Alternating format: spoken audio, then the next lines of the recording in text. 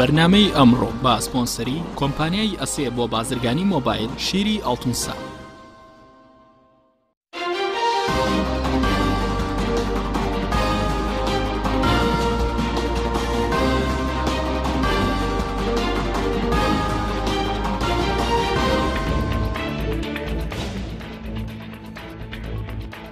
بەناوی خوای گەورە سڵاوتان لەبێت بەڕێزان. هێزی پێشمەرگی کوردستان لە سەدا 95 خاکێرەمی کوردستانی کۆنتڕۆڵ کردوتەوە. وەزارەتی دەرەوەی ئەمریکاش داوا دەکات هەرێم پابەندی بەڵێنەکانی بێت بۆ کشانەوەی هێزی پێشمەرگە بۆ ناوچەکانی پێش شەڕی داعش. بە میواندارێک لە بەڕێزان مەسعود حەیدەر ئەندامی لیژنەی دارایی پەرلەمانی عێراق، هەروەها بورهان محەممەد فەرەز ئەندامی پێشووی پەرلەمانی عێراق تاوتوی ئەم پرسە دەکەین. لە سەرەتادا ڕاپۆرتێک دەبینین، دواتر لەگەڵ میوانەکانمان درێژە بەم پرسە دەدەین. وەزارەتی دەرەوەی ئەمریکا داوا لە هێزەکانی پێشمەرگە دەکات با پێی وتەکانی خۆیان مامەڵە بکەن سەبارەت بە کشانەوەیان لە ناوچە ئازادکراوەکانی ژێر دەستی داعش. مەسعود بەرزانیش ڕای دەگەێنێت لەگەڵ عێراق و ئەمریکا ڕێکەوتنیان کردووە سەبارەت بە هێڵی ئێستای شەڕی مووسڵ. مەسعود بەرزانی لە میانەی کۆنگرێکی ڕۆژنامەوانیدا لە باشی دەربارەی ئایندەی ناوچە کوردستانیەکانی دەرەوەی ئیدارەی هەرێم ڕایگەیاند لەگەڵ ئەمریکا و عێراق ڕێکەوتون دەربارەی ئەو ناوچانەی دوای ئۆپەراسیۆنی مووسڵ کۆنتڕۆڵ کراونەتەوە. ناوچەکانی پێش ئۆپەراسیۆنەکەش قابلی گفتوگۆ نین.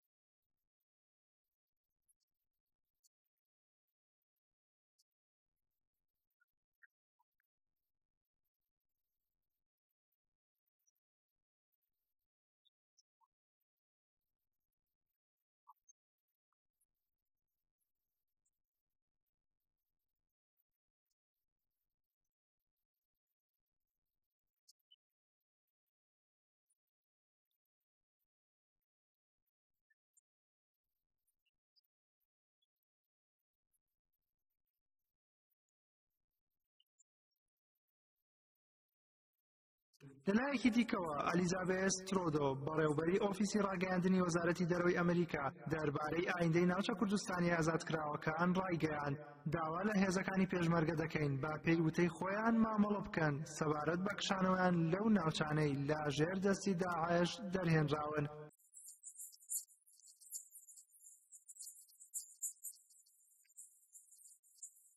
ڕۆژی یەکشەمەی ڕابردووش دەگلاس سیلیمان باڵیۆزی ئەمریکا لە عێراق لە میانەی کۆبوونەوەی لەگەڵ ژمارەیەک نوێنەری دەستگاکانی ڕاگەیاندنی هەرێمی کوردستان ئاماژەی بەوە کردبوو متمانەیان هەیە و دڵنیاین هێزی پێشمەرگە دەگەڕێتەوە بۆ ئەو ناوچانەی پێش شەڕی داعش لێی بووە. پێشتریش وەزارەتی پێشمەرگە و وەزارەتی بەرگری ئەمریکا بە ڕەزامەندی حکوومەتی عێراق لە مانگی تەمووزی ئەمساڵ یادداشتێکی لێک تێگەیشتنیان واژۆ کرد. بەپێی یادداشتەکە ئەمریکا بڕی 450 میلیۆن دۆلار بۆ هێزی پێشمەرگە خەرج دەکات لە بەرامبەر بەشداریکردنیان لە شەڕی مووسڵ. لە خاڵێکی دیکەی لێک تێگەیشتنەکە داهاتووە دوای ئۆپەراسیۆنی مووسڵ پێشمەرگە دەگەڕێتەوە بۆ ئەو ناوچانەی پێش ئۆپەراسیۆنەکە جێگیر بوون. ناوچە کوردستانی ئازادکراوەکانیش لە سەدا 50 خاکی هەرێمی کوردستان پێک دەهێنن و لە دەستوری عێراق بە ناوچەی کێشە لەسەر ناونراون. ئێستا هێزی پێشمەرگەی کوردستان زیاتر لە سەدا 95 ناوچە کوردستانیەکانی ئازاد کردووە کە ناوچە ئازادکراوەکان دەکەونە سنووری پارێزگای کەرکووک و نەینەوا و دیالە و تکریت. چاوەڕوانیش دەکرێت دوای کۆتایی هاتنی داعش کێشەی گەورە لە نێوان هەرێم و بەغدا لەسەر ناوچە کوردستانی ئازادکراوەکان دروست بێت چونکە هیچ ڕێکەوتنێک لە سەر ئایندەی ئەو ناوچانە لە ڕووی ئیدارەدانی سەربازی و کارگێڕی و ئابووریەوە نەکراوە.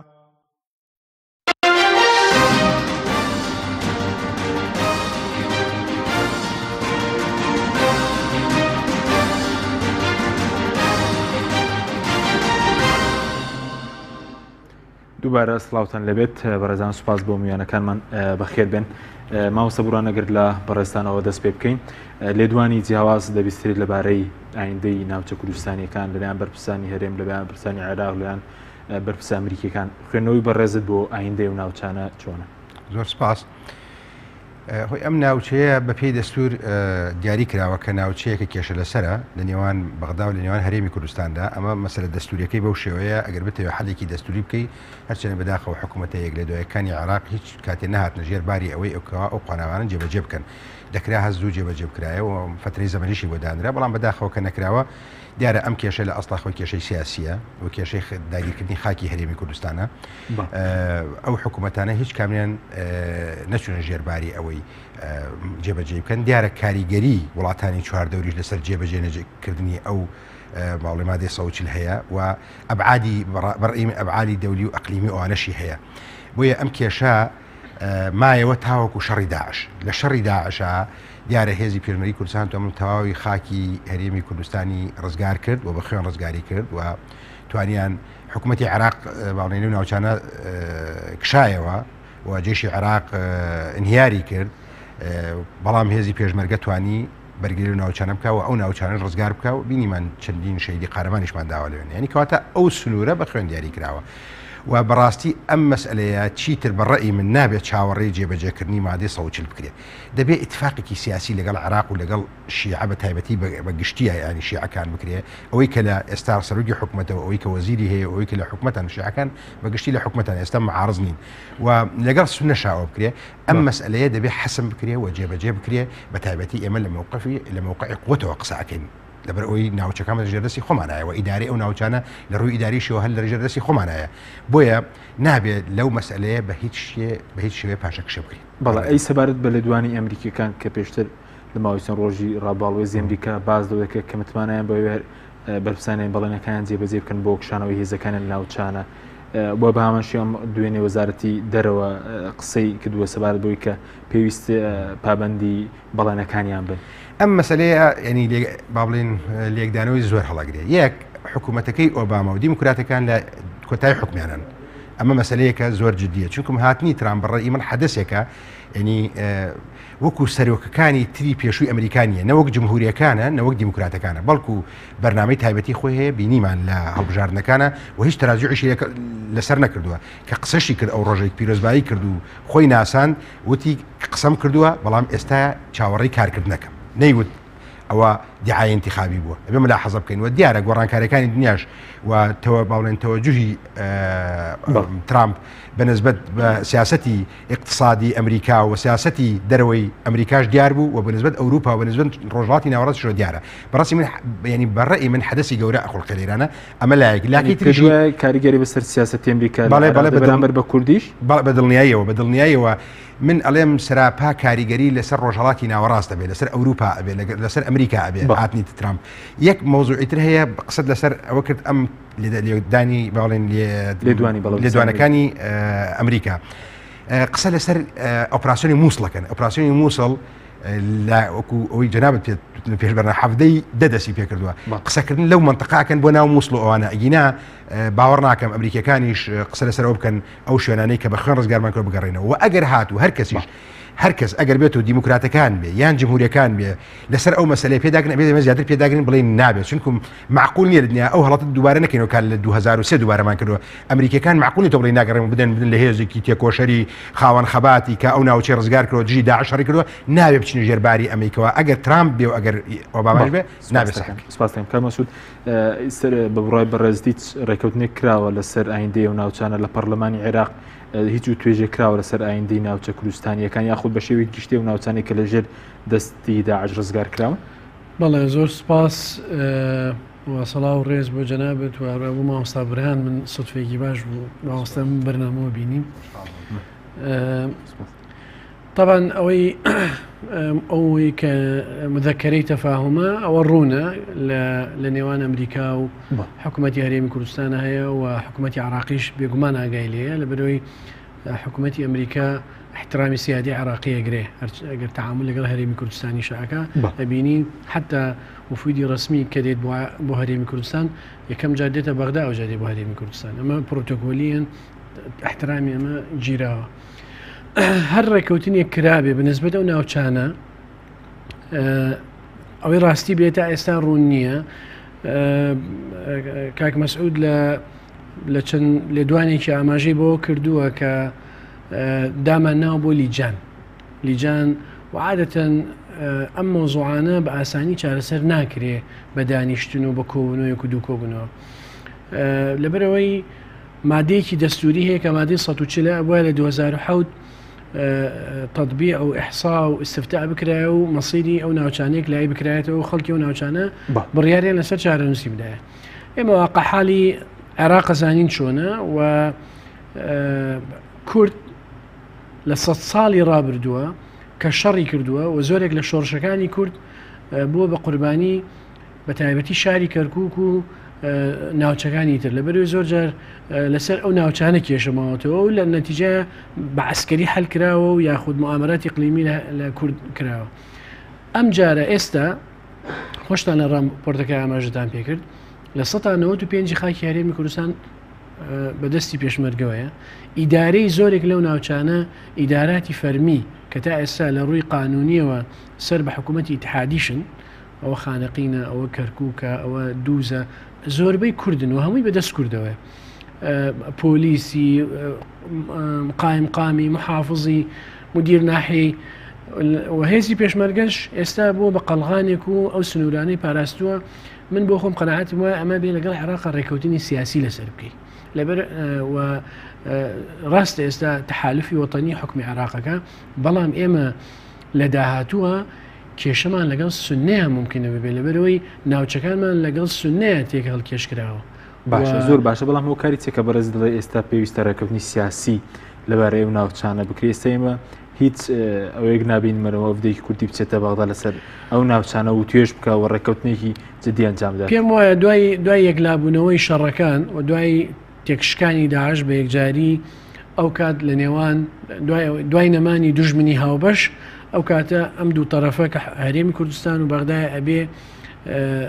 دانوستان یاخود دانیشتن یا مفاوەزات بکەن لەسەر ئەم ناوچانە. ئێمە ئەمە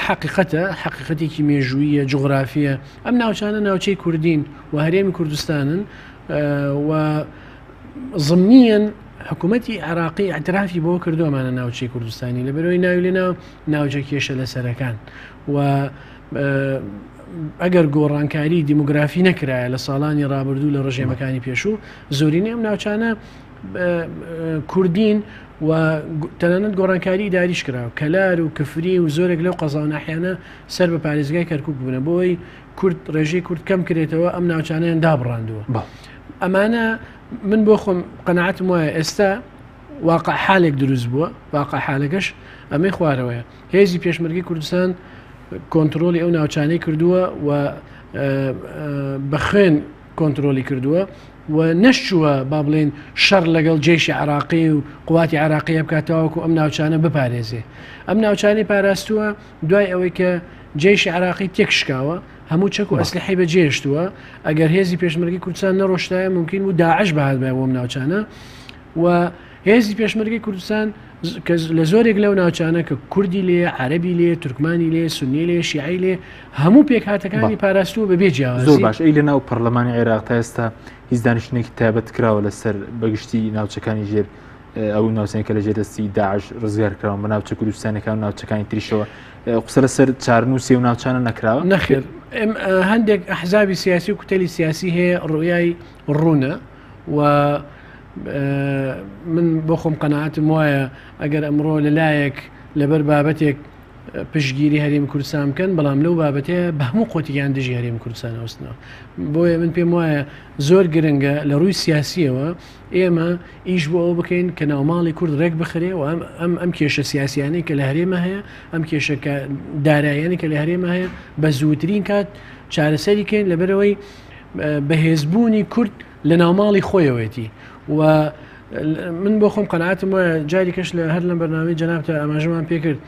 کە تەسەوورەکەم دوای داعش ئێمە ئەگەر لە ڕووی سیاسی و لەگەڵ عێراقا ڕێک نەکەوین لەسەر ئەو ناوچانە لەسەر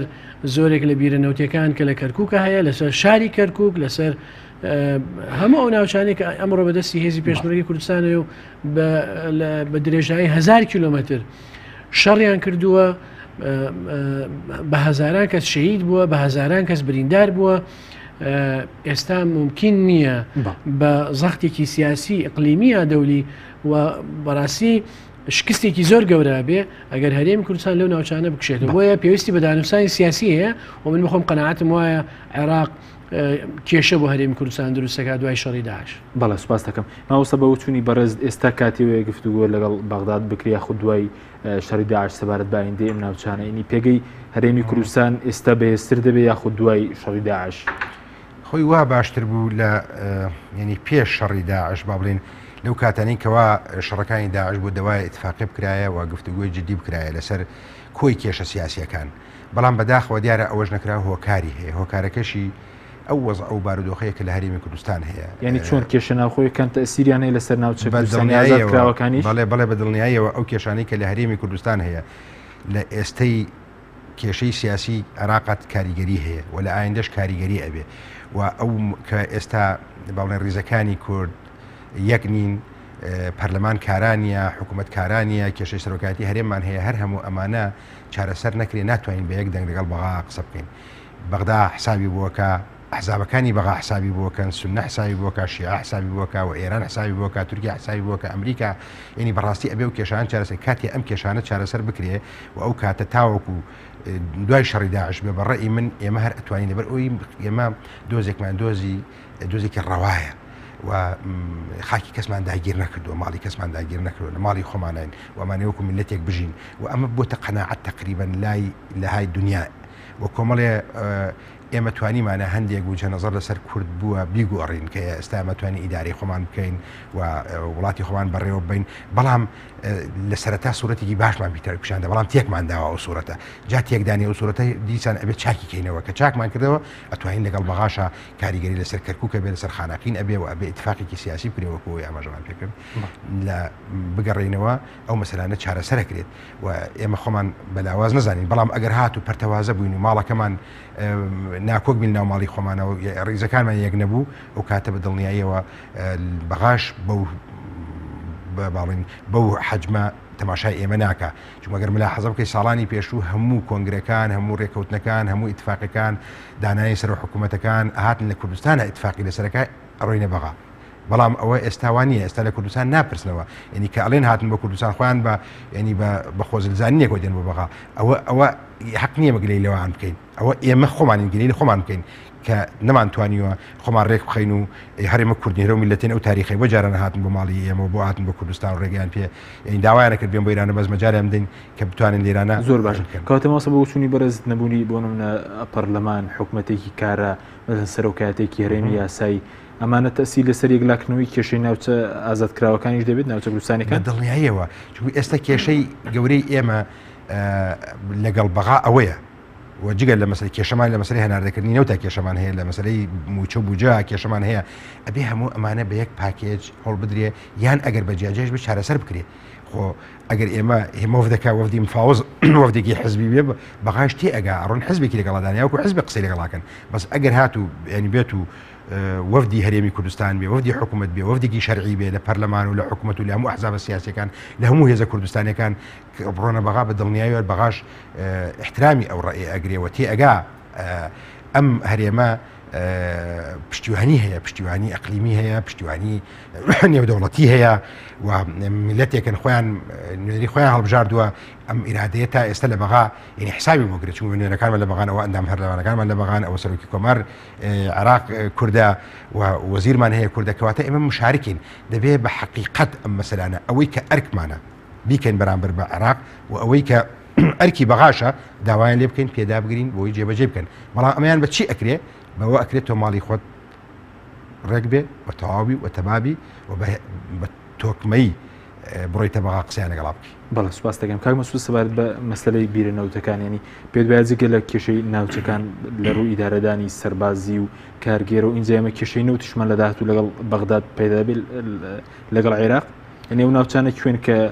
پێشبینی دەکەی لە ڕووی نەوتیەوە کێشەی گەورە لە نێوان هەرێم و بەغداد دروست بێت؟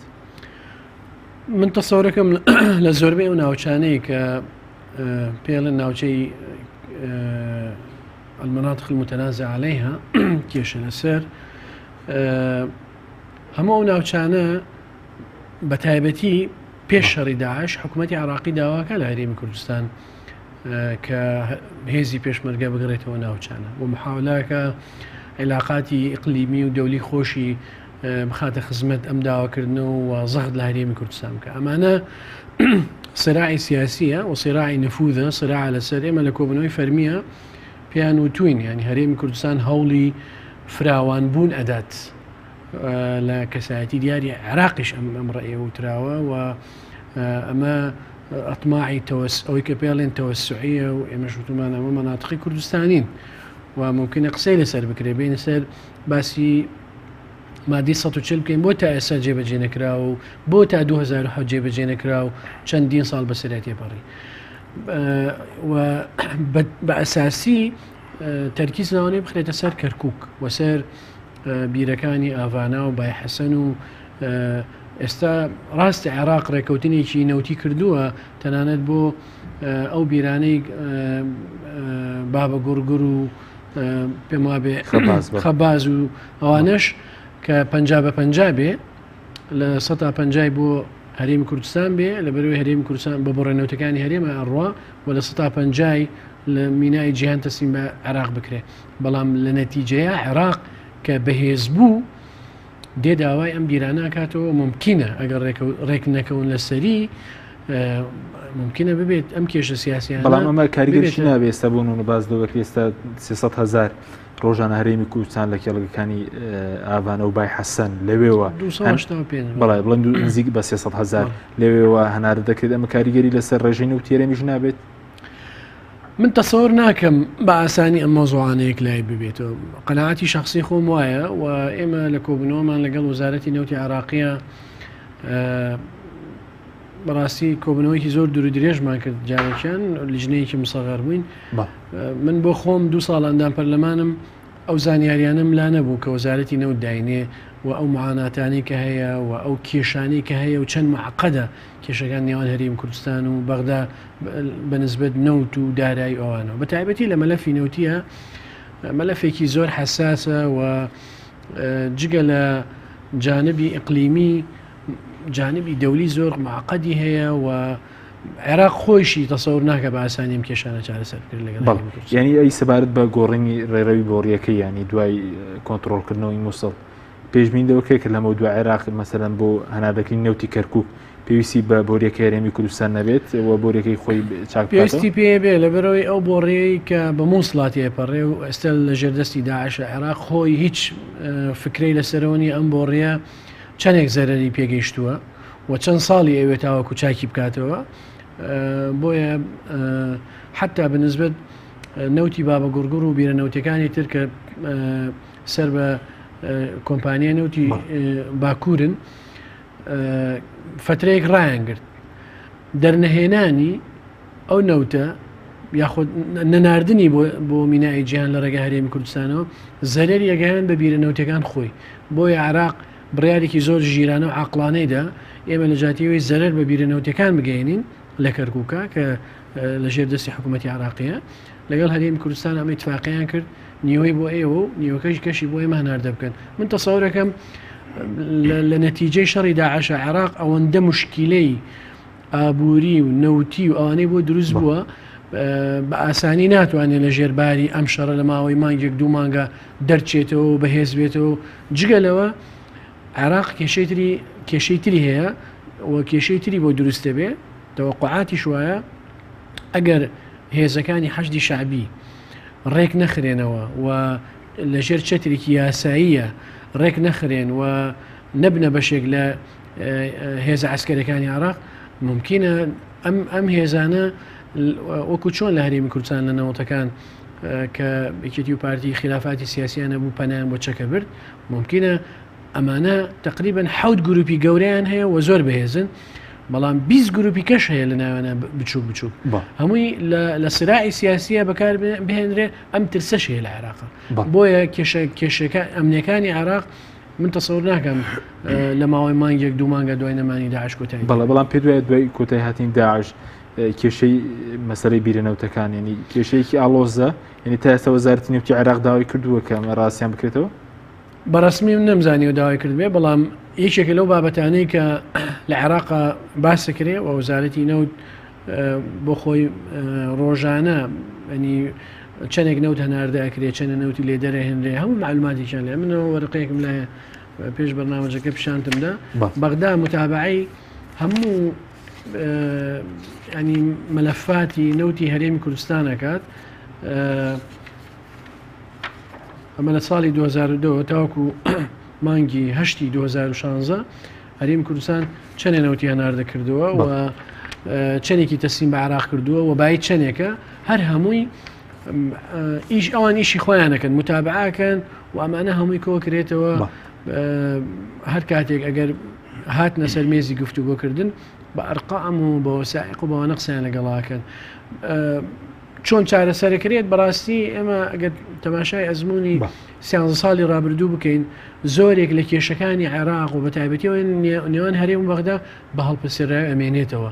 هەندێک جار واقع حال شت فەرزەکە و بابەتەکان وەکو خۆی ڕوا و عێراقیش بە سەراحەت بێڵێم قەناعەتێک تقریبان خەریکە دروستە بێ لای زۆرێک لە هێزە سیاسیەکان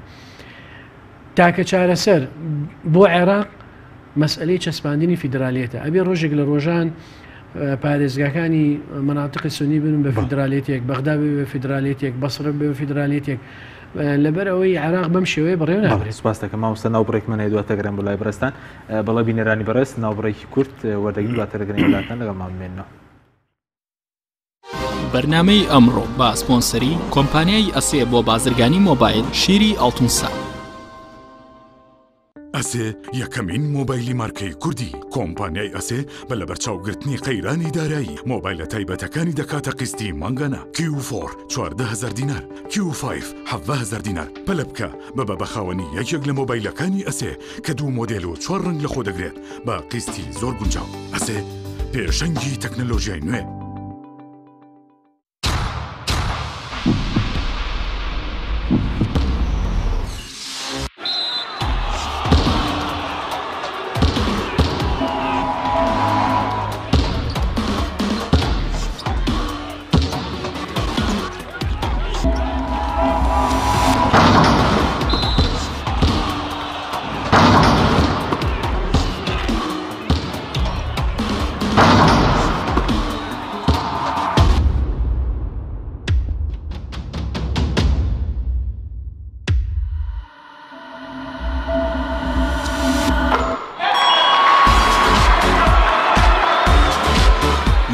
سەرکەوتنە گەورەیە تەنها شیری وشکی ئاڵتونسای تەمێکی ڕاستەقینە و 100% روشتی نۆشی کە و هەمیشە بە بەهێزی بمێنەرەوە کاتر نییە بچیتە بازار بۆ کڕینی پێداویستی ئەلیکترۆنیەکان وەک هەمیشە کۆمپانیای ئەسێ خزمەتگوزاری نوێی بۆ ئامادەکردوون ئێستا دەتوانیت لە ڕێگەی ئینتەرنێتەوە سەرجەم ئامێرەکانی کۆمپانیای ئەسێ بکڕی و هەموو جۆرە کارتێکی موبایل و ئینتەرنێت بەدەست بخەیت ئێمە بۆتان دەگەێنینە ماڵ و شوێنی کارەکانتان لە ڕێگای کارتی ئەسێەوە ئەبیتە بەشداربووی سەرەکی ئەم خزمەتگوزاریە لە 25 دلار زیاتر پێداویستی بکڕە و کرێ گواستنەوەکەت لەسەر کۆمپانیا دەبێت ئەسێ پێشەنگی تەکنەلۆژیای نوێ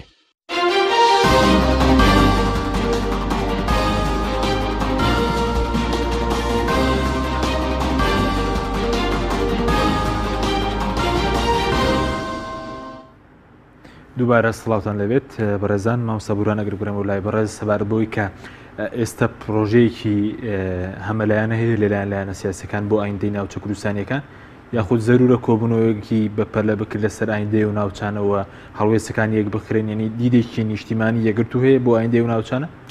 خۆی بەڕای من کێشەی ئێستا لە ناو کوردستانە وەکو باسمان کرد ئەوەی کە پێشتر باسم کرد کێشەی گەورەتر هەیە بێ ئەو کێشان چارەسەر بکرێ اینجا لەگەڵ بەغا قسە بکرێ لەسەر مادەی 140 لەسەر جێبەجێکردنی مادەی 140 لەسەر بێت چارەسەرکردنی و کێشانە سوودی نییە بەڕای من ناکرێت چونکم تۆ ئێستا ئەگەر پەرلەمان نەبێ و دوای نوێنەرەکانی حکوومەتت نەتوان پێکەوە بێگرتووی بڕۆنە بەغا و بڕیارێکی سیاسی دیرە نەبێ پرۆژەیەک نەبێ کە پرۆژەیەک گشتگیر بێ و پرۆژەیەک بێ معقول بەلایەن هەموو حزب سیاسەکانەوە بەدڵنیاوە ناکرێت بۆیە چاکترین شتە ئەوەیە کە بێ بکرێ ئەو هەنگاوانە دوایەوە لەگەڵ بەغاشە وا بکرێتە اتفاقی سیاسی لەسەر مەسلەی نەود لەسەر مەسلەی مادەی 140 لەسەر کۆی کێشەکان لەسەر مەسلەی بوجە و موچە لەگەڵ بەغا بکرێت ئەمە مەسلەیەک نییە ینی بەتەنها حزبێک بکرێت یا بەتەنە لایەنێک بکرێت یا بەم دۆخە و بم بارودۆخی کە ئێستا هەرێمی کوردستانی تیا بتوانەوە یعنی هەر ڕێکەوتنەی بەم پەرتەوازەیە لە بەرژەوەندی هەرێمدا نییە ناتوان ئەو ڕێکەوتنە بکەن یعنی ئێستا ئەگەر بێت پارتی بڕاتە بەغا حزب یەکێتی گۆڕان تێنی ناکەن و کۆمەڵ و یەکگرتووی تاییدی ناکەن جا باشترین شت ئەوەیە کە ئەو مەسئلەیە بێ پرۆژەیە لە کوردستان ئامادە بکرێ پەیپەرێک لە کوردستان ئامادە بکرێ هەموو لایەک متفق بن و ئەوە دەبڕاتە بەغا قسە لەسەر ئەو بکات ئەمە ئیتر لە مادەی 140 من بەڕێی من ئێستا جێبەجێکردنی مادەی 140 زۆر ئاسانترە لە پێشەڕی داعش زۆر ئاسانترە ئەو کاتە ئێمە هێزمان لەوێ نەبوو ئەوان هێزیانە هێنا ئەو ناوچانە بەڵام ئێستا ئێمە ناوچەکان هەم ڕزگار کردووە و هێزی پێشمەرگە هێزێکی مدەڕەبن و جێشی عێراق انهیاری کردووە و ئێستا ئەوەی هەیە حەشدی شعبیە و من دڵنیام دیسان ئەمریکا جارێکی تر لە عێراق ناڕاتەوە ئەو هەڵەی کە کردیان بەڵام ئێستا بە بەدائیل بە ئەسلوبی تر بە شێوەی فەنی بە شێوەی مخابراتی بەهێزتر ئەبن لە هەرێمی کوردستان و لەو حدودێش کە هەیە بۆیە جاری من بەڕێی وایە ڕێیم وایە هێزی پێشمەرگەی کوردستان هیچ ترسێکی ئەوەی نەبێتەوە جارێکی تر بڵێ وڵا عێراق بە قووەتە بێتوانێ ئەو شتانە مەسئلەیەکە تێپەڕیوە بەڵام لکەی ئەبێ خۆمان یەکگرتوو بین هێزەکەمان تۆکمە بێ و هێزی حکوومەت بێ و حکوومەت پشتیوانی بکە پەرلەمان پشتیوانی بکە ملت پشتیوانی بکە ئەی حەج شعبی کە ئێستا ئەمە بۆ لە بەشێک لە ناوچە کوردستان ئازاد کراوەکان هەیە ئەمە کێشە دروست ناکە لایەن دەلیان هێزی پێشمەرگە ئەوان هەوڵەدن کێشەی پێشتری شەوڵان داوا کێشە دروستکەن و ئێمە کێشەکانمان تاوا نەبووە چونکە ئەم منتەقانە بۆیە پێڵێ متەنازع عەلەیە یا ناکۆکەکان کەواتە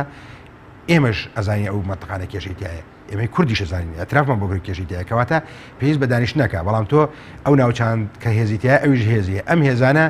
ئەمریکا متابعەیەکە لە نێوانە دایما مفاوض بووە هەر لە ساڵی 2023 تا ئەم دقیقەشە ئەگەر بێت و خلافێک یاوەکو جیاوازیە بوچە نەزەرێک لە ناوچەیە ڕوویداوە لە بینی حکوومەتی عێراق و لە بین هەرێمی کوردستانە بەتابێت لە نێوان هێزەکانە لە سوپای عێراق بووە یا ئێستای حەجی شعبی بووە ئەمریکەکان تەدەخولەکەن و هێزیان هەیە لێرانە خۆتزانی هێز ئەوە نییە تەنها لەسەر ئەرز بێ هێزی لە ئاسمان هەیە لە بەحری هەیەی لە دنیا هێزی هەیە و ئەوان التزامیان هەیە بەرامبەر ئەو مۆزوعە و بەتایبەتی ئێستا ئەو مەسەلەش وەکوتم ئەم جارێ ئێستا کە ئەمریکای جاران نییە ئەو مەسائلانە قبول ناکات هیچ مەسلەیەک ینی با بڵێن پێدرێژی لایەک لەسەر لایەکی تر بێوێ با بڵێن کارێک بکات لە خزمەتی ئێرهابە بێ لە خزمەتی ناسەقامگیری ناوچەکان بێ لە ڕۆژڵاتی ناوەڕاست بێ لە ئەوروپا بێ لە تورکیا بێ لە هەرکوێ بێ بەڕێی من ئێستا مامەڵی تازی لەگەڵاکرێ بۆیە نابێ من نیگەران بین لەوەی کەەوە حەجی شعبی هەیەوانە حەجی شعبی من هێزمان هەیە و چەکیان هەیە چەکمان هەیە و ئەمریکا ئەگەر بێتە سەر ئەو مۆزوعانە لێرە حەکەمیشە و تا ئێستش لە هەرێمی کوردستان زۆرتر هەن و تەئیدی ئێمە زۆرترەکەن لەو مۆزوع بەڵام لە بەرامبەرشدا زیاتر پشتگیری حکوومەتی ئیتحادی بەڵێ لە ڕووی یاساییان حکوومەتی عێراق حکوومەتێکە سیادەی عێراقێک سیادەی بەڵام ناڵێ کوردیتیانە ناڵێ هێزی پێشمەرگەیتیانە ناڵێ هێزی پێشمەرگە شەڕی داعش نەکردووە ناڵێ ئەگەر حەجی شعبی بڕای شەڕی هێزی پێشمەرگە بکە ئەو شتانە نییە بەڕێی من ئەو شتانە ینی خەتی سوورن بەڵام ئەو عێراق ینی مامەڵە لەگەڵ عێراقێکی یەکگرتووەکە تا ئەم لەحزەیەش پشتگیری لەی سەربەخۆی کورد ناکات و تا ئێستا بەڕوونی هیچ پشتیوانێک لەسەر سەربەخۆی کورد نییە ئەڵێ لەگەڵ بەغاڕێککەون و پێک بێن بەڵام ئەوەشە با بڵێن ناڵێ هێزەکانی دەست بکەنەوە بەرامبەر بە یەک تا ئێستا شتیوانە بوو بەڵام سپاسدەکەم کاک مەسعود بەڕێز باس لە کێشەی نەوت کرد باسی ئەو ڕاقەت کرد کە لە نێوان وەزارەتی نەوت معلوماتی گرنگی تێدا چی تێدا دەربارەی نەوتیێرە وڵای ئەمە یەک مەلەفی کاملی هەمووی وەسائقە مەحزەری کۆبوونەوەیە ئیمەیل زۆر ئیمەیل نێردراوە لە بینی حکوومەتی هەرێم و بەغدایە ئەمە من ئێستا بڵاوی ناکەمەوە بەڕاستی لەبەرەوەی ئێمە هێشتا خەریکی ئیشکاری و هەوڵی چارەسەرکردنی کێشەی موچەی فەرمانبەرانە دێن بەڵام لە کاتی خۆیان و بۆ ئەمانەت و بۆ بەرچاوڕوونی زۆرێک لە حەقیقە و داتا هەیە ناتوانین شتێکمان پێ سەبارەت بە ئەوەی کە چەند نەوتیان ڕەوانە کردو پێی داتاکانی وەزارەتی نەوتی عێراق بێت لە 2002 هەرێمی کوردستان تا ئێستا ئێمە بۆ مەسئلەی ناوچە کێشە لە سەرەکان هاتین وتمان تۆزێ ئاماژە بەم شتانە شەکەین بەڵام من پێم باشە ئەم مەلەفانە بمێنێ بۆ کاتی خۆی لەبەرەوەی بە سەراحەت بێڵێم وەکو لیژنەی موچە کۆتان کردوتەوە لیژنەی موچەی پەرلەمانی عێراق من و خۆم وەکو ئەندام پەرلەمانێک و ئەندامی لیژنەی دارایی دەمێکە ینی خەریکی کۆکردنەوە ئەم مەلەفانم ئێمە یەک شتێک گرنگە بەلامانەوە هەرباسی لیژنەی موچەت کرد دوو لە ڕاگەاندنەکانی ئیشمان کردو لە ماوە ڕابردوو و هیچ لێدوانێکشمان نەداوە لەبەرەوە یەک ئامانجمان هەیە لە لیژنەکەمانە لیژنەی موچە ئامانجی سەرەکیمان ئەوەیە ببین بە بەشێک لە چارەسەرکردنی کێشەی موچەی فەرمانبەرانی هەرێمی کوردستان بەڵام هیچ کۆبوونەوەیەکتان کردوتە ئێستا بەڵێ کۆبنەوەمان زۆر کردووە و ناوەڕۆکی کۆبنەوەەکانیشت پێ ناڵێم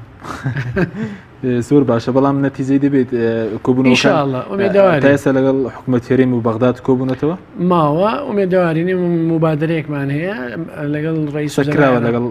عێراق و هەرێمە بەڵێ لەگەڵ عێراق قسەمان کردووە لەگەڵ هەرێمیشا لە پەیوەندیین و زۆر پێشوازی لەم لیژنەیە کرێ لەلایەن شخصی سەرۆکی حکوومەتی هەرێمی کوردستانەوە ئینسان بە ئەمانەتەوە پێڵێت و ئێمە ئومێدەوارین بتوانین مبادرەکانمان زۆر باشە چارەسەریشی تێدا وەکو لیژنەی موچە لە پەرلەمانی عێراق داوای چی لە مەسەرەن داوای چ داتایەک لە هەرێم هەم لە بەغداد دەکەن دەربارەی چی بۆ نمونە ئێمە لە هەرێمی کوردستان داوای هیچ داتایەک ناکەین و ئامانجی لیژنەکەش دەستنیشانکردنی تۆمەتبار نییە بڵێن فلان لایەن تۆمەتباریان فلان لایەن زیاتر ینی ئامانجی لیژنەکە ئەوەیە لێگەیشتن و نزیکبوونەوە هەبێ لە نێوان هەرێم بەغدایە و ئومێدیشمانەیە لەبەرەوەی لەگەڵ لایەنی دەرەوەی عێراقشە ئێمە قسەمان کردو لایەنی نێودەوڵەتیشە بۆ ئەوی ڕۆڵیان هەبێت لەم بابەتە و زۆر ئامادەبوونە بۆ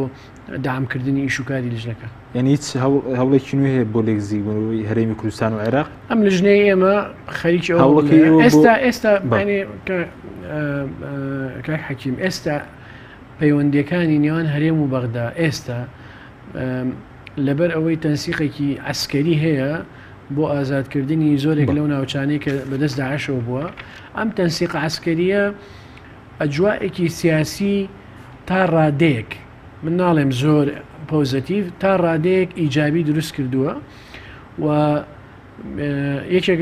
لە دەرایشتەکانی ئەوەیە کە حکوومەتی هەرێم و لەگەڵ بانکی ناوەندی عێراقیە اتفاقیان کردووە کە فەرعی بانکی ناوەندی عێراق لە هەرێمی کوردستان بکرێتەوە لە هەولێر و لە سلێمانی ئەمە بۆ خۆی ئێمە 2 ساڵە هەوڵێەوە دێن و هەم کاتی خۆی لەگەڵ سەرۆکی حکوومەتە قسەمان کردووە هەم لەگەڵ محافظی بانکی مرکزیە لەگەڵ وەزارەتی داراییە ئەمانە هەمووی ئەم ئەجوا عسکەریەی کە بووەتە هۆیەوە کە تەنسیق هەبێ ئەمڕۆ تەنسیق هەیە استثمار بکرێ بۆ ئەوەی هەنگایەک بچینە پێش مێداوارم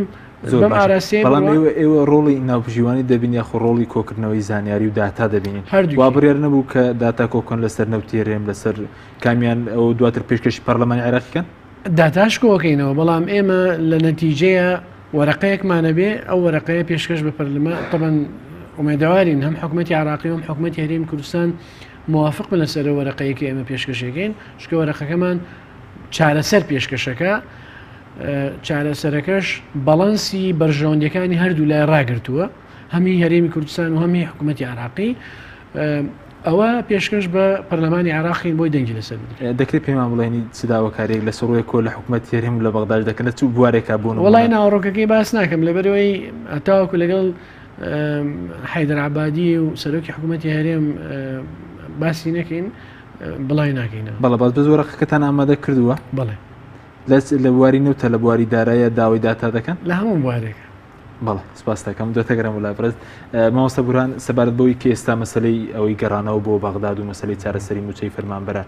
بەڕستان پێشتر ئەندامی پەرلەمانی عێراق مرەسەدەین بەڕستان بودجە لە بەغداوە دەهات ئێستا بۆ ئێستا هەرێمی کوردستان بۆ ڕایبرستانەوە باشترە کە لەگەڵ بەغداد لەسەر مەسەلەی موچە ڕێ بکەوێت چارێکی تر نییە ینی حکوومەتی هەرێمی کوردستان بەختی خۆی تاقی کردەوە لە سربەخۆی ئابووری و هەناردەکردنی نەوت و خەڵکیش تەحملی کرد و هاوکاری کرد و سەبری هەبوو ئەوەتانێ ینی دیارە نەیتوانێت سەرکەوتو بێ و ناتوانێت بوجە دابین کە بۆ و ناتوانێت موچەی فەرمانبەران دابین کە بە دڵنیایە ئەبێ ئێستا حکوومەت خۆی ینی بەدوای چارەسەرا بگەڕێ و چارەسەریش حکوومەتی عێراقیش ئەوە ئەندام پەرلەمانەکانی ئێستا ئەوەی کە ئیبین لە ڕاگەیان وەکو چاودێرێکیش بێ بینی حکوومەتی عێراق ئامادەیە ئەو کێشەیە چارەسەر بکە ئامادەیە نەوتی عێراق نەوتی هەرێمی کوردستان تەسلیم بە بەغا بکرێ وارداتەکەی و ئەو کاتە حکوومەتی عێراقیش ئامادەیە کە موچە بنێرێ بەڵێ ئەمەیان دەکرێ قسەی لەسەر بکرێ و سەردانی بەغا بکە چارەسەر بکرێ حکوومەت حەیدەر عەبادی خۆی لە چەندین جار لە بەغاو هەرێمە دەست پێش خەرنیە بۆی کە کێشەکە چارەسەر بکرێت بە بۆچوونی بەڕێز وایە نەک بۆچوونی من بەڵکو حکوومەتی عراق التیزاماتی هەیە وەکە لە هەناردەکردنەوەدا ڕقەمە قسەیەک نییە لاوین بێ ینی باڵێ ژمارە شتیتر مەجای شتر نادا پێێتەڵێ ئەوەندە نەوتەنێری ئەو نەوتە بنێرە لە ڕێگەی سۆمەوە بڕە و هەناردەکردنی تێکەڵی باڵین هەناردەکردنی عراقی بکەین ئەو کاتە ئێمەش بجێ لە ١٧ وەکو لە موازنەی عراق هاتووە لە سەردەمی ئێمە و لە سەردەمی ئەم خولەی پەرلەمانیشە هەروایە ١٧ بۆ هەرمی کوردستان دیاری کراوە بەڵام ئەو کاتە ڕاستە لە ١٧ نابێت لەوانێ بێتە 113 و 112وانە ئەو کاتە ئەمێنتە سەر ئەوەی کە تۆش بە کاری تا بکەیت نوێنەرەکان لەوێ کاری تا بکەن لە ژنی دارایی و ناو پەرلەمانە وەکوت لە سیاسەکان و حکوومەتی هەرێمی کوردستانیش داتایان داتێ هاوکاریان بێ و کێشەکان چارەسەر بکە ئەوەیە بە ئەگینا بەڕای من ڕێگە چارێتر نییە خۆتانی دیارە وەزیری سامانە سروشتەکان دەرچی ئەڵێ ئێمە ناتوانین چارەسەر بکەین و ئەوەی من زانیمە بێ حکوومەتی هەرێمی کوردستان 10 ملیار دۆلاری هەبێت کە ئەکاتە بودجەی ساڵێک اینجا ئەتوانێت کێشەی بودجەی فەرمانبەران دابین بکە یعنی ئەو ئەگەر لە سەردەمی ئێمە کاک مەسعود ئەوڵین بڕی بودجەی خەملێنراو بە هەرێمی کوردستان ئەگەیشتە 10 ملیار 11 ملیار 12 ملیار ئەلەو حدود دەبوو ئێستا بەو پارەیە اینجا ئەتوانێت ئەو کێشانی کە لە هەرێمی کوردستان چارەسەر بکرێ تۆ لەکێ نیتە هەناردەکردنی و ئێستا ئەگەر سەقفی نەوتیش بەرز بێتەوە نرخی نەوتیش بەرز بێتەوە تۆ ئێستاش ناتوانانی لەوانەیە ئەگەر زۆر ئەتوانی موچەی ئێستای پێ بدەیت بەڵام ئەو ماگانەی کە ڕۆیشتووە ئەمانە هەموو کێشن باش لەگەڵ حکوومەتە دەڵێ ئەبێ حکوومەت بی تۆ دەوڵەت بتوانین بۆ ئەوەیە ماشەم چارەسەر لە بەغدا بۆچی بەرپرسانی هەرێم جددینی لە چارەسەرکەچی تر خەڵک بە برسێتی نامێنێتەوە ئەمە کێشەکەیە کەوا خەڵک ئەوەتانی ڕۆژانە مامۆستایان مزاهراکەن و سەرجادن داوای ئەوواکەن کەوا ئەو مەسەلەی چارەسەر بکرێ و هێزە سیاسەکان داوایەوەکەن و چارەسەر بکرێ و ناگەن نەتیجە لە نێوان خۆیانە و تایبەتی پارتی دیموکراتی کوردستان ئەو مەسەلەیە تا ئێستا بە هەندوەر ناگرێ بە هەندوەری نەگرتووە چونکم بتەوێنێت ینی جمگە سەرەکیەکانی هەرێمی کوردستان بەدەست پارتیوەیە چی لەگەڵ بەغا بچ لایەنەکانی ترە بێ نایەتە ژێرباری ئەوەی کەوارڕێکەون من ناڵێم 100% هەموو لایەوە بەڵام با بڵێن پشکی گەورە بەر ئەوانەکەوێت زۆربەی هەرە زۆری بەر ئەوانەکەوێت باشینی بە چوونی بەرز دەستا ئەوان نە لە ناوخۆ وەکو پارتی کە دەڵێ بەشی جمگە سەرەکیانە بەستم نەلاوخۆ لە ناوخۆ چارەسەریان بۆ دەچون ئەوەشن کە لەگەڵ بەغدا ڕێک بکەون ئەگەر ناوخۆ بێ پەنام بر لەسەر با بڵێن هەناردەکردنی نەوت هەرێمی کوردستانە بۆ ئەوەی کەوا پارەی نەوت بێ بدەنە ینی بودجەی پێ تهدیدکە نیان سەرکەوتو نەبوو ئەو سیاسەتی هەناردەکردنی نەوت هەموو لایەکەزانانی سەرکەوتو نەبوو ئەوەش کە ناڕۆتە بەغا هەر دیسان ئەوان ئەو مەسلەی ناکەن ئەمە ئەمیان اختیارکەی ئەوان لەمە سەرکەوتو نەبی دەبێت بگەڕێتەوە بۆ ئەوی تریان خۆ کەس نییە هەموو لایەکمان حەزەکەم وڵاتێکی سەر بەخۆمان هەبێ و ئابوووریکی سەر بەخۆمان هەبێ و ژیانێکی خۆشمان هەبێ بەڵام هەموو هاوڵاتیان نیشتمانیان لە پێناو ژیان ناخۆشەوێت بەڵام تۆ ئەگەر هاتو ژیان نەمال ناوش نیشتمانە نیشتمان ینی ئەو کاتە ینی ئەکوێتە بەردەم خەتەرێکی گەورەی نیشتمان بەرز حکوومەت بەختی خۆی تاقی کردەوە لە مەسەلەی نەوت فرۆشتنە ینی بەختی ڕەش بوو لە مەسەلەی نەوت فرۆشتنە تەنها بۆ هاوڵاتیان ڕەشبیان بۆ بەرپرسانی بۆ هاوڵاتیان بۆ بەرپرسان هیچ بەرپرسێک لەم هەرێمی کوردستان زەرری نەکردووە ینی بەختی باش بوو هیچ زەرریان نەکردووە قازانجیشیان نەکردبێ هەرچەنە قازانجیان کردو ئەگەر قازانجیشیان نەکردو زەرریان نەکردو بەڵکو ئەوەی کە زەرری کردو خەڵکی ڕەشوڕوت و فەرمانبەر و موچەخۆر و خەڵکی کوردستان بەڵێ سپاسم کاک مەسعود سەبار لە مەسەلەی ئەوەی کە پێشنیازی مامەڵەکانی ڕاستەوخۆ لەگەڵ پارێزگاکان کە ئێستا بە دیاریکراوی پارتی دیموکراتی کوردستان زۆر لێ نیگەرانە ئەمڕۆژ نێسیروان بارزانی سەرۆکی حکوومەت باسی لەوە کردووە ئەگەر دەیکەن فەرم بابیکەن مامەڵی ڕاستەوخۆ لەگەڵ پارێزگاکان ئەو پێشنیازە ئایا بۆ هەڵوەشانەوەی هەرێمە ئێستاش حکوومەتی عێراقی لە هیچ بوارێکدا ڕاستەوخۆ مامەڵ لەگەڵ پارێزگاکان دەناکات ئەوەی من بزانم بۆی لە ئەخیرەوە دەست پێ بکەین حکوومەتی عێراقی لە ساڵی 2006 پارەی تەنمێی ئەقالیم پەرەپێدانی هەرێمەکانی ڕاستەوخۆ بۆ پارێزگاکان هەردووە لە 2006 دوای ئەوە هەمووی مرکزی بووە لە ڕێگای حکوومەتی هەرێمی کوردستان و وەزارەتی دارایی و هاتووە سەر حیسابی وەزارەتی دارایی لێەوە بەپێی من تا نازانم تا چەند عەدالەتی تیا بووە بەپێی ڕێژەی دانیشتوان دابش کراوە بەسەر پارێزگاکانی هەرێم و قەزاکانی بەنسبەت تەعاملکردن لەگەڵ پارێزگاکانە ئێمە پێویست ناکات ئەم هاالەی لەسەر دروستکەین و تەخوێنکردن و پەلاماردانی یەکتر و ئەمە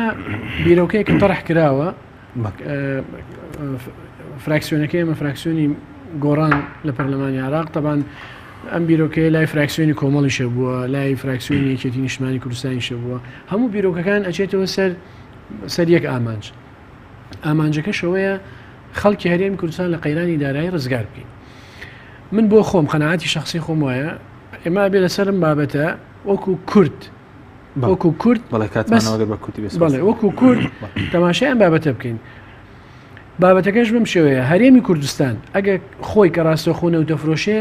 چەندێ پارەی دەستەکەوێت لەو نەوتەکەی فرۆشێ چەندێکی بۆ ئەمێنێتەوە 300 میلیۆنە 400 میلیۆنە 500 میلیۆنە بە ئەمە ڕوون بێ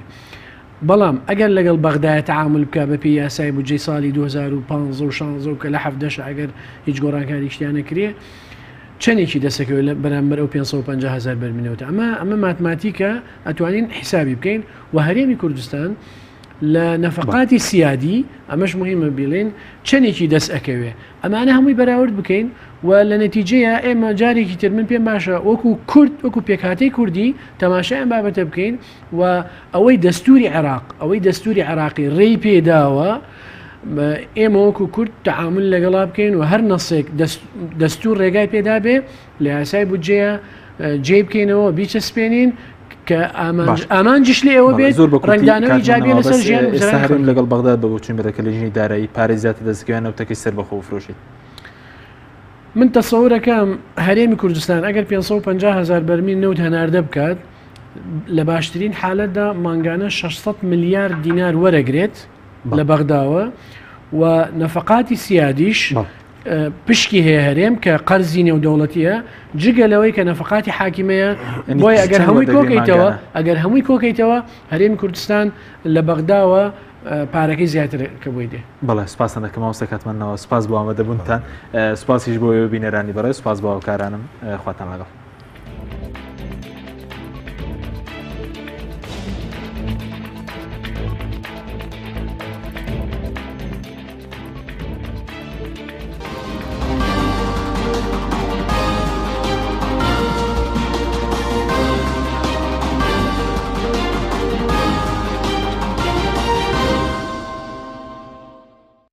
بەرنامەی ئەمڕۆ بە سپۆنسەری کۆمپانیای ئەسێ بۆ بازرگانی مۆبایل شیری ئەڵتونسا ئەسێ یەکەمین مۆبایلی مارکەی کوردی کۆمپانیای ئەسێ بە لە بەرچاوگرتنی قەیرانی دارایی مۆبایلە تایبەتەکانی دەکاتە قستی مانگانە Q4 14,000 دینار Q5 17,000 دینار پەلە بکە بە بەخاوەنی یەکێک لە مۆبایلەکانی ئەسێ کە 2 مۆدێل و 4 ڕنگ لە خۆ دەگرێت بە قستی زۆر گونجاو ئەسێ پێشەنگی تەکنەلۆژیای نوێ